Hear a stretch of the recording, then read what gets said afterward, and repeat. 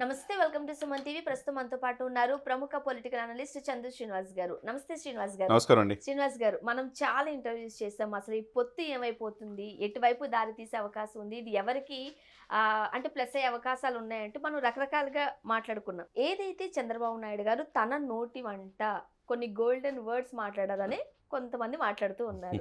Right, కొంతమంది దృష్టిలో ఈ గోల్డెన్ చాలా వర్డ్స్ రోజుల తర్వాత క్లారిటీ వచ్చేసినట్టు కదా, అవును. ఆల్మోస్ట్ క్లారిటీ వచ్చేసింది. అవును. ఫస్ట్ ఆఫ్ ఆల్ ఏం చెప్తారు ఈ వర్డ్స్ కి డెఫినెట్గా సంబంధించి? అంటే గజం కేవలం 23,000 రూపాయలతో 165 గజాల భూమి కేవలం 38 లక్షలు మాత్రమే. తను ఆ రోజున వాళ్ళ అబ్బాయి అన్న మాటకి ఈ రోజున ఎక్స్ప్లెనేషన్ ఇచ్చాడని అనుకోవాలి. చాలా రోజుల తర్వాత ఆయన తెలుసుకున్నారని. అంటే క్షేత్రస్థాయిలో ప్రజలు ఏమనుకుంటున్నారు, పొత్తు ధర్మం ఏంటనేది చంద్రబాబు నాయుడు గారికి దృష్టికి వచ్చినట్టుంది. అంటే అది పొన్నూరు సభ, ఆ సభలో నిన్ననే మాట్లాడిన తీరులో ఈ పొత్తు అనేది చారిత్రాత్మకమైన అవసరం ఉన్నది. జనసేన టీడీపీ కార్యకర్తలారా ఒక్కసారి ఆలోచించండి.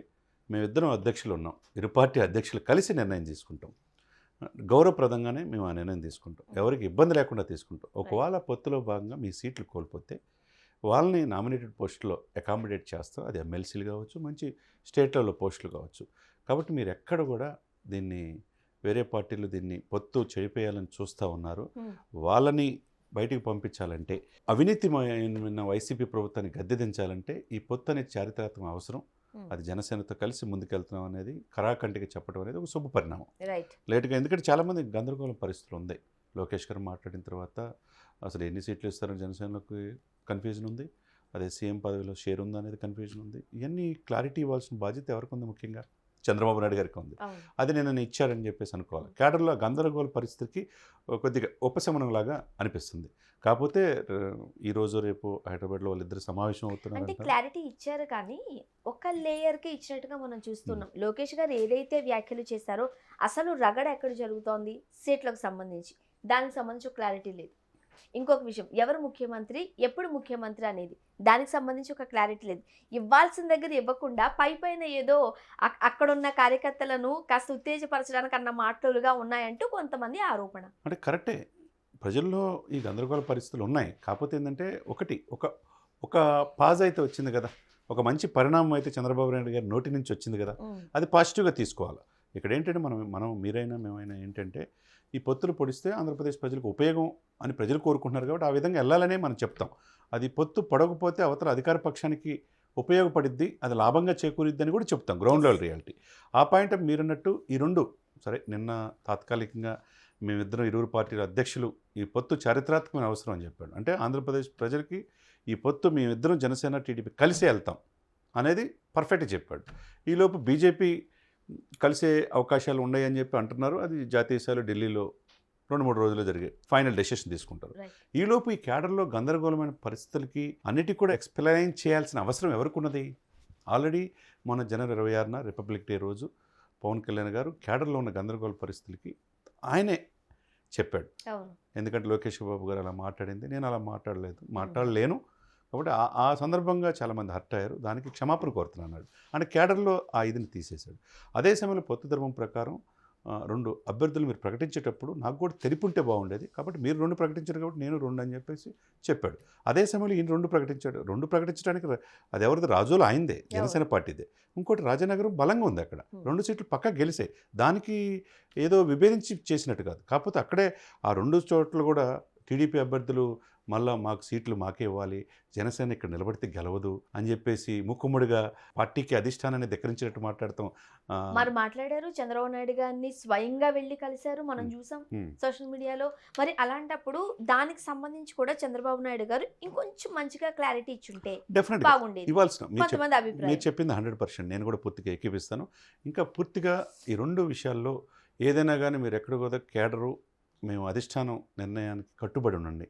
ఏ విధంగా అయితే జనసేన పవన్ కళ్యాణ్ గారు చెప్పినట్టు క్యాడర్ ఏంటుందో అదేవిధంగా టీడీపీ క్యాడర్ 4.5 దశాబ్దాలు మీ యొక్క ఇది మీద ఈ పార్టీ మనుగడలో ఉన్నది. కాబట్టి మీకు ఎక్కడ అన్యాయం జరగని విధంగా పొత్తు ధర్మం ప్రకారం కొన్ని సీట్లు పోతే దాంట్లో వేరే అధికారంలో వచ్చిన తర్వాత అకంపెనీ చేస్తాం అంటున్నాం. కాబట్టి మీరు ధిక్కార స్వరంతో వెళితే అవతల అది అధికార పార్టీకి ఇది ఆసరాగా చేసుకొని మనల్ని విమర్శించవచ్చు, ఈ పొత్తు పొడవకుండా ఉండడానికి ప్రయత్నం చేయొచ్చు అనేది ఒక భావన. అదేవిధంగా వాళ్ళ పట్ల ఎవరైతే ధిక్కరించే వాళ్ళ పట్ల కఠినంగా వ్యవహరించాల్సిన బాధ్యత కూడా టీడీపీకి ఉంటుంది. అదేవిధంగా 2 లేయర్స్ ఇక్కడ ఏంటంటే చారిత్రాత్మకమైన గౌరవప్రదమైన ఈ పొత్తులో భాగంగా కలవాలి అనుకుంటే గౌరవప్రదమైన సీట్లు అనే కాడే ఇక్కడికి వస్తుంది. ఆ సీట్లు ఎన్ని ఇస్తున్నారని గౌరవప్రదంగా పవన్ కళ్యాణ్ గారికి జనసేన పార్టీకి ఇవ్వాల్సిన అవసరం ఉన్నది. ఎందుకంటే దాన్ని నమ్ముకొని కూడా 10 సంవత్సరాల నుంచి పార్టీ ఉన్నారు. 2014లో చంద్రబాబు నాయుడు గారి కోసం అసలు పోటీ చేయాల. అప్పుడు ఆయన కోసం ఆయన మాట ప్రకారం నిలబడ్డారు. 2019లో విడిగా 130 స్థానాలు పోటీ చేశారు. ఇప్పుడు 135 కాకపోతే గౌరవంగా దాంట్లో సగమైన చేయాలనే ఆలోచన క్యాడర్కి ఉంటుంది కదా. ఎందుకంటే పవన్ కళ్యాణ్ గారితో నడిచే వాళ్ళకి ఉంటుంది కదా. మరి అదే క్యాడర్ ని పవన్ కళ్యాణ్ గారు సముదాయిస్తున్నారు. ఇది కాదబ్బా ఇది అని చెబుతున్నారు. బట్ చంద్రబాబు నాయుడు గారి విషయానికి వచ్చేసరికి క్యాడర్ ని అదుపులో పెట్టుకోలేని పరిస్థితి ఉంది అని టీడీపీలో నుంచి ఒక వర్గం వాళ్ళు చెబుతున్న మాట. మీరు కాదంటారా? నేను కాదనలేను కదా. అంటే మీరు చెప్పిన మాట ఉంది. 1-2 ప్రతి పార్టీలో ఉంటుందండి. ఇప్పుడు లోకేష్ బాబు గారు ఒక వర్గం అంటారు, కొంతమంది టీడీపీ పార్టీలో సీనియర్స్ ఒక వర్గం అంటారు, చంద్రబాబు నాయుడు గారు ఒకటి.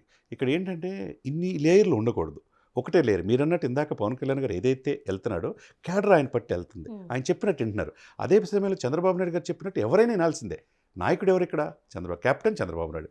కాబట్టి ఆయన చెప్పినట్టు వినాలి. ఇప్పుడు ఏదైతే ఈరోజు చెప్పిన ఆ మాట ఏదైతే ఉందో, మేము ఈ పొత్తు చారిత్రాత్మక అవసరం, స్నేహధర్మం ప్రకారం వెళ్తున్నాం అని చెప్పినప్పుడు అదే విషయంలో ఇంకొక 2 విషయాల్లో కూడా క్లారిటీ చెప్పాలి. ఒకటి, సీట్ల విషయంలో 50 తగ్గకుండా గౌరవంగా ఇవ్వాలని అదే చెప్పాలి. ఎందుకంటే టైం చాలా తక్కువ ఉంది. ఇప్పుడు ఏపీలో పరిస్థితి ఇంత కూల్ గా లేదు, మనం కూర్చుని మాట్లాడుకునేంత కూల్ గా లేదు.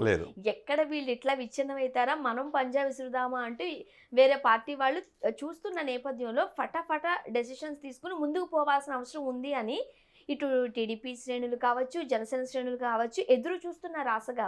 వాళ్ళకి అధిష్టానాల నుంచి క్లారిటీ రావట్లేదు. డెఫినెట్గా ఇవ్వాలి, యాజ్ ఎర్లీ యాజ్ పాసిబుల్ ఇవ్వాల్సిన అవసరం ఉన్నది. మీరు చెప్పిన పాయింట్ ఆఫ్ 100% కరెక్ట్. నేను కూడా పూర్తిగా ఏకీపిస్తున్నా.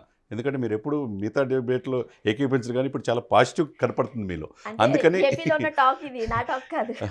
ఏపీలో టాక్ని బట్టి ఇప్పుడు ఏంటంటే పొత్తుల విషయం, గౌరవప్రదమైన సీట్ల విషయం దగ్గర వస్తుంది. అది గౌరవానికి భంగం కలగకుండా పవన్ కళ్యాణ్ గారికి జనసేన పార్టీకి ఇవ్వాల్సిన బాధ్యత చంద్రబాబు నాయుడు ఉంది. ఇంకొంచెం మంచి మాటలు మనం ఏపీ వర్గాల నుంచి వినిపిస్తుంది. చెప్పండి. చంద్రబాబు నాయుడు గారు కంటి తుడుపు చర్యల్లో భాగమని కొన్ని కార్యక్రమాలు చేస్తూ ఉంటారు. ఊరికే కళ్ళు తుడిచేసి వస్తూ ఉంటారు. ఆ రకంగా కూడా ఈ మాటలు మనం అర్థం చేసుకోవచ్చు. అంటే అక్కడ ఆ టైంకి ఆ సిచ్యువేషన్ తగ్గట్టు మాట్లాడారు అంతే. బట్ లోపల జరిగే ఆలోచన, లోపల జరిగే తంతు వేరే ఉంది. అన్ని డెసిషన్స్ ఓన్లీ లోకేష్ గారు మాట మీదే తీసుకుంటున్నారు. కాబట్టి ఈ చంద్రబాబు నాయుడు గారు అన్నంత ఈజీగా అయితే ఆ పని వర్కౌట్ కాదు. కరెక్టే అండి. ఒక తప్పు అయితే లోకేష్ బాబు గారు ఒకసారి చేశారు ముఖ్యమంత్రి విషయంలో. ఒక ముఖ్యమంత్రి చంద్రబాబు నాయుడు గారని. ఇక ఆ తర్వాత ఆయన మాట్లాడాల ఎక్కడ కూడా. ఇప్పుడు కూడా ఏంటంటే అది కంట్రోల్లో ఉండి పార్టీని ఈ పొత్తుల్ని ఫలప్రదమైన చేయాల్సిన బాధ్యత జనరల్ సెక్రటరీ ఆయనకు కూడా ఉన్నది. అదే సమయంలో వాళ్ళ నాన్నగారిని గౌరవించాల్సిన బాధ్యత కూడా ఉన్నది.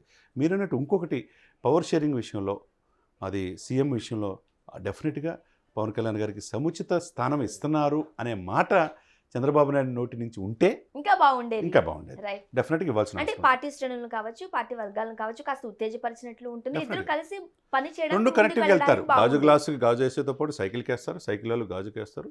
175 స్థానాలు గౌరవప్రదంగా వీళ్ళు పొత్తు సక్సెస్ అయ్యి గెలిచే అవకాశం ఉంది. ఏదేమైనా చంద్రబాబు నాయుడు గారి నుంచి మంచి పాజిటివ్ వైబ్స్ మాటలు విన్నాం కాబట్టి ఎప్పుడు కార్యాచరణలోకి మరింత స్పష్టంగా ఆ 2 విషయాల్లో కూడా క్లారిటీ ఎప్పుడు వస్తుందో మీరు చెప్పాలి. త్వరలో వస్తుందని మనం ఆశిద్దాం. చూద్దాం. Thank you so much. Thank you.